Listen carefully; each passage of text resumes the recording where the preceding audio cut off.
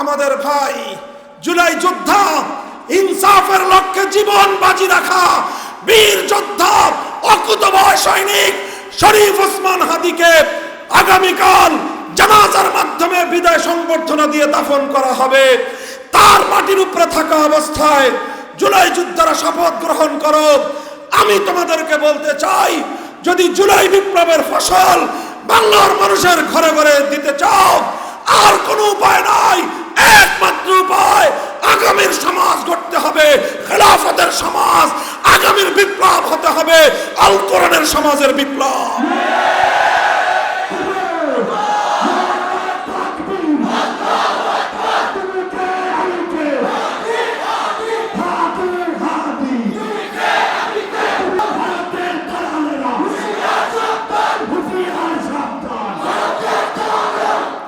এই জন্য আমরা আরেকটা কথা বলতে ভুলে গেছি, এই যে আমরা জুলাই বিপ্লবের পক্ষে এমনিতেই না, কারণ জুলাই বিপ্লব মানেই হলো ইনসাফের বিপ্লব, জুলাই বিপ্লব মানেই হলো বৈষম্যের বিরুদ্ধে বিপ্লব, জুলাই বিপ্লব মানেই হলো ফ্যাসিবাদী বিরোধী বিপ্লব, জুলাই বিপ্লব মানে হলো স্বৈরতন্ত্রের বিরুদ্ধে বিপ্লব।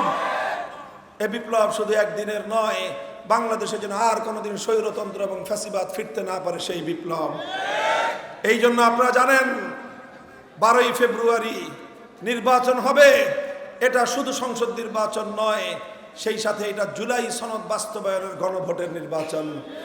এই জন্য দেশপ্রেমিক জনতা, ইসলামের পক্ষের শক্তি সকলে মিলে আমরা ঐক্যবদ্ধ এক কথার উপর, যে গণভোটে জুলাই সনদের পক্ষে, যেই জুলাই সনদে 1947কে স্বীকৃতি দেওয়া হয়েছে, 71-এর মুক্তিযুদ্ধের কথা বলা হয়েছে, 2013 সালের শাপলা চত্বরের ইতিহাস আলোচনা করতেও ভুল করে নাই।